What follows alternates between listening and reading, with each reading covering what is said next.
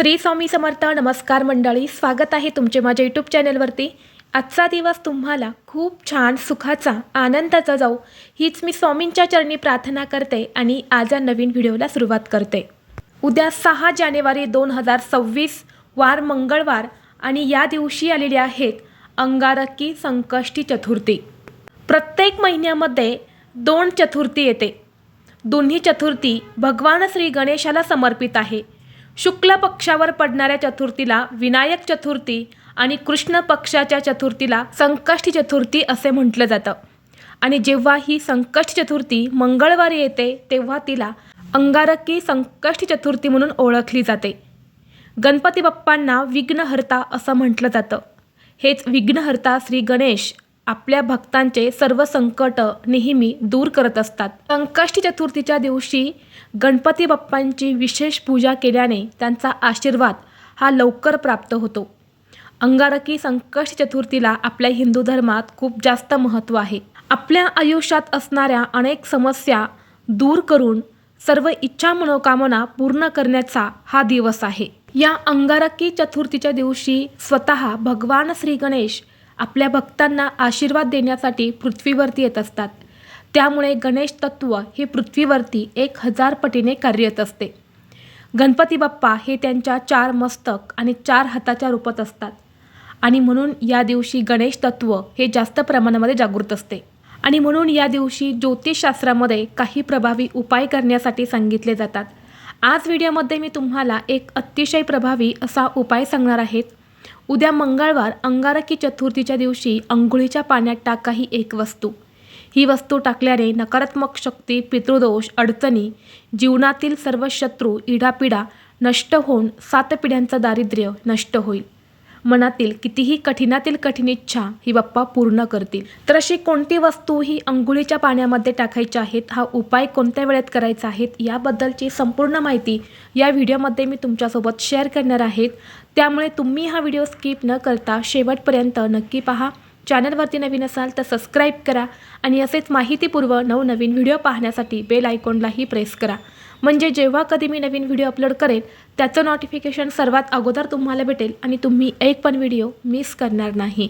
आज या व्हिडिओमध्ये मी तुम्हाला जो उपाय सांगणार आहे तर हा उपाय आपल्याला उद्या मंगळवारी अंगारकी चतुर्थीला करायचा आहे. अगदी लहान मुलांपासून ते मोठ्यांपर्यंत सर्वांनीच हा उपाय जो आहे तर तो करायचा आहे. या दिवशी आपण सर्वजण व्रत करणार आहे. तुमच्या घरामध्ये जर शिक्षण घेणारी मुलं असेल तर त्यांनीसुद्धा आवर्जून या दिवशी व्रत करायचं आहे. कारण गणपती बाप्पा हे विद्येचे, ज्ञानाचे आणि बुद्धीचे देवता आहेत. म्हणून या दिवशी मुलांना बुद्धी प्राप्त व्हावी, मुलांचा आत्मविश्वास वाढावा, त्यांची प्रगती व्हावी म्हणून घरातील शिक्षण घेणाऱ्या मुलांनीसुद्धा या दिवशी व्रत करायचं आहे. तसेच मोठ्यांनीसुद्धा हे व्रत जे आहे तर ते करायचं आहे. आपण या अंगारकी चतुर्थीला व्रत केलं तर आपल्याला वर्षातील 21 संकष्टी चतुर्थीचं शुभफळ जे आहे तर ते प्राप्त होत असतं. आणि म्हणून या दिवशी आपण सर्वांनी उपवास करायचा आहे. या दिवशी उपवास केला तर आपली अडलेली कामं जी आहे तर ती पूर्ण होतात. श्री गणेशाचा आशीर्वाद हा आपल्याला प्राप्त होतो. बाप्पा स्वतः आपल्या आयुष्यामध्ये मंगल गोष्टी घडवून आणत असतात. मुलांनी या दिवशी व्रत केलं तर त्यांची शैक्षणिक प्रगती होत असते. म्हणून मुलांनीसुद्धा हे व्रत जे आहे तर ते करावं असे आपल्या हिंदू धर्मग्रंथामध्ये सांगितलं आहे. हा उपायसुद्धा आपल्याला अगदी सर्वांनीच करायचा आहे. या दिवशी आपण व्रत करणार आहे आणि व्रत करत असताना आपण मनोभावे काहीतरी संकल्प करून हे व्रत करत असतो की माझ्या मनातील ही इच्छा पूर्ण व्हावी. परंतु व्रतासोबतच आपलं शरीर हे शुद्धीकरण होणंसुद्धा तितकंच महत्त्वाचं आहे. कारण प्रत्येकाला काही ना काही दोष जे आहे तर ते लागलेले असतात. थोडेफार का होईना दोष हे प्रत्येकाला असतात आणि हे दोष दूर करण्यासाठी आपण विशेष तिथीवरती स्नान करत असतो. मग ते चतुर्थी असेल, अमावस्या असेल, एकादशी असेल किंवा पौर्णिमा असेल, प्रत्येक तिथीचे, प्रत्येक दिवसाचे एक महत्त्व जे आहे तर ते वेगळे असते. आणि म्हणून आपल्याला हा उपाय जो आहे तर तो करायचा आहे. हा उपाय आपण सकाळी उठल्यानंतरनं अंघोळीच्या पाण्यामध्ये आपल्याला एक वस्तू टाकायची आहे. जेणेकरून दिवसभरामध्ये जे व्रत आपण करणार आहे, ज्या काही सेवा करणार आहे तर त्याचं संपूर्ण फळ जे आहे तर ते आपल्याला प्राप्त होईल. जर आपण ही एक वस्तू अंघोळीच्या पाण्यामध्ये टाकली तर आपल्याला बाहेरची काही नकारात्मकता असेल, काही पितृदोषाचा त्रास असेल किंवा काही अडचणी असेल, आपल्या आयुष्यामध्ये काही गुपित शत्रू असेल, घरातले शत्रू असेल किंवा बाहेरचे शत्रू असेल, शत्रूंचं नाव तुम्हाला माहीत असेल किंवा गुप्त शत्रू असेल, तर असा शत्रूंचा त्रास दूर होण्यासाठी, करणी बाधेचा त्रास दूर होण्यासाठी आणि मनातील सर्व इच्छा पूर्ण होण्यासाठी आपल्याला हा उपाय जो आहे तर तो करायचा आहे. हा उपाय अंगारकी चतुर्थीला केल्याने आपल्या घरात असणारी गरिबी, दरिद्रता ही निघून जाते. हा उपाय करण्यासाठी तुम्हाला या अंगारकी चतुर्थीच्या दिवशी म्हणजेच उद्या सकाळी लवकर उठायचं आहे. अगदी ब्रह्ममुहूर्तावरती उठले तरीही चालेल. ब्रह्ममुहूर्तावरती सर्व देवी देवता स्नान करत असतात आणि त्यामुळे वातावरणामध्ये सकारात्मक लहरी या खूप जास्त प्रमाणामध्ये सक्रिय असतात आणि म्हणून पूर्वीपासून असं सांगितलं जातं की ब्रह्ममुहूर्तावरती तुम्ही ज्या काही गोष्टी करतात तर त्या 100% पूर्ण होतात. आणि म्हणून आपल्याला देखील उद्या ब्रह्ममुहूर्तावरती उठण्याचा प्रयत्न करायचा आहे. ब्रह्ममुहूर्तावरती नाही शक्य झाले तर जेव्हा तुम्ही अंघोळ करणार आहे तेव्हा तुम्ही हा उपाय करू शकता. आता सकाळी उठल्यानंतर तुम्हाला सर्वप्रथम अंघोळीचं पाणी काढायचं आहे. अंघोळीचं पाणी काढल्यानंतर तुम्हाला या अंघोळीच्या पाण्यामध्ये सगळ्यात महत्त्वाची वस्तू टाकायची आहे ते म्हणजे पंचगव्य. या दिवशी पंचगव्य टाकून स्नान करायला विशेष महत्त्व आहे. जो व्यक्ती या दिवशी अंघोळीच्या पाण्यामध्ये पंचगव्य टाकून स्नान करतो त्या व्यक्तीचं शरीर हे पूर्णपणे शुद्धीकरण होत असतं. काही दोष असेल, काही बाधा असेल, यासारखे दोष जे आहेत तर ते संपूर्णपणे निघून जातात. आपलं शरीर, मन हे शुद्ध आणि पवित्र होतं. पंचगव्य बऱ्याच जणांना माहीत नाही की पंचगव्य हे नेमकी काय असतं. पंचगव्य हे गाईच्या 5 वस्तूंपासून तयार होते. जसे की गाईचं दूध, गाईचं शेण, तूप, गाईचं गोमूत्र आणि दही या 5 वस्तूंपासून हे पंचगव्य जे आहे तर ते बनवलं जातं. आता हे पंचगव्य सर्वांनाच घरी बनवणं शक्य नसतं. अशा वेळी जिथे कुठे पूजा साहित्य मिळते तिथे जाऊन तुम्ही हे पंचगव्य आणलं तरीसुद्धा चालेल. आणि हे पंचगव्य घरातील अगदी लहान मुलांपासून ते मोठ्यांपर्यंत सर्वांनी थोडंसं अंघोळीच्या पाण्यामध्ये टाकायचं आहे. पंचगव्याची पावडर असते किंवा लिक्विड फॉर्ममध्ये सुद्धा असतं. तुम्ही पावडर आणली तरीसुद्धा चालेल. अगदी चिमूटभर पावडर तुम्हाला अंघोळीच्या पाण्यामध्ये टाकायचे आहेत आणि ते टाकून तुम्हाला स्नान करायचं आहे. यामुळे बघा गणपती बाप्पांची विशेष कृपा आपल्यावरती होत असते. आता या पंचगव्यासोबतच आपल्याला अगदी चिमूटभर पांढरे तीळ जे आहेत तर ते सुद्धा टाकायचे आहेत. कारण या अंगारकी चतुर्थीला तिळ चतुर्थी असं देखील म्हटलं जातं. या दिवशी तिळाचा नैवेद्य हा गणपती बाप्पांना दाखवला जातो आणि म्हणून अगदी चिमूटभर थोडेसे पांढरे तीळ जे आहेत तर ते तुम्हाला अंघोळीच्या पाण्यामध्ये टाकायचे आहेत. पांढरे तीळ हे दारिद्र्यनाशक मानले जातात आणि या दिवशी आपण अंघोळीच्या पाण्यामध्ये टाकून स्नान केले तर दारिद्र्य हे दूर होतं. तसेच तुमच्याकडे गंगाजल असेल तर तुम्ही या पाण्यामध्ये थोडंसं गंगाजलसुद्धा टाकू शकता. नसेल तर हरकत नाही, नाही टाकले तरीसुद्धा चालेल. फक्त तुम्ही पंचगव्य टाकून हे स्नान केले तरीसुद्धा चालेल. किंवा तुम्ही हे पंचगव्य जे आहे तर ते आपल्या हातावरती घ्यायचं आहेत आणि ते आपल्या पूर्ण अंगाला चोळून घ्यायचं आहेत आणि यानंतर तुम्ही शुद्ध पाण्याने स्नान केले तरीही चालेल.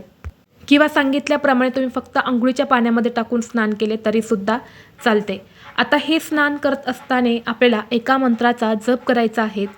तर तो मंत्र असा आहे, हर हर गंगे या मंत्राचा जप तुम्ही करू शकता किंवा ओम गण गणपतये नमः या मंत्राचा तुम्ही जप केला तरीही चालेल.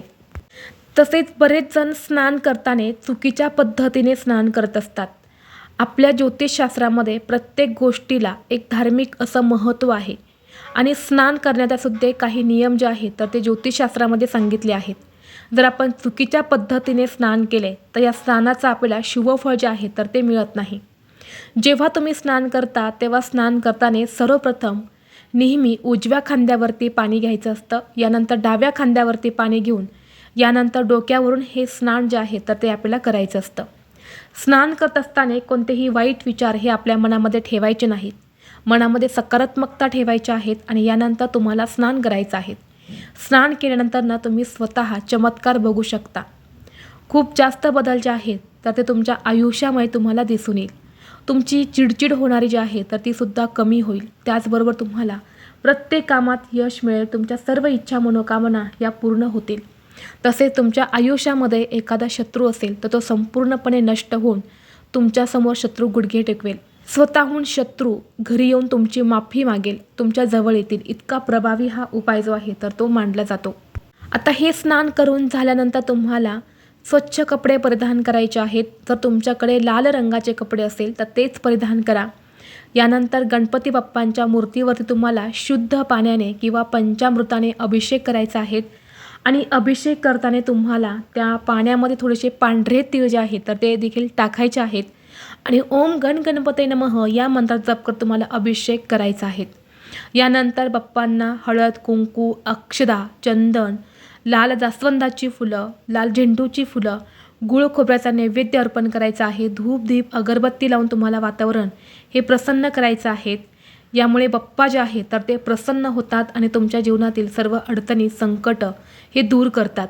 यानंतर तुम्हाला गणपती बाप्पांसमोर बसून 11 आवर्तने गणपती अथर्वशीर्षमचे करायचे आहेत. 11 आवर्तने शक्य नसेल तर 3 किंवा 1 तुम्ही पठण केले तरीही चालेल. ही गणपती बाप्पांची अतिशय उच्च कोटीची सेवा आहे. आणि जर तुम्हाला गणपती अथर्वशीर्षमचं पठण करणं शक्य नसेल तर ओम गण गणपते नमः या मंत्राचा तुम्ही जप केला तरीही चालेल.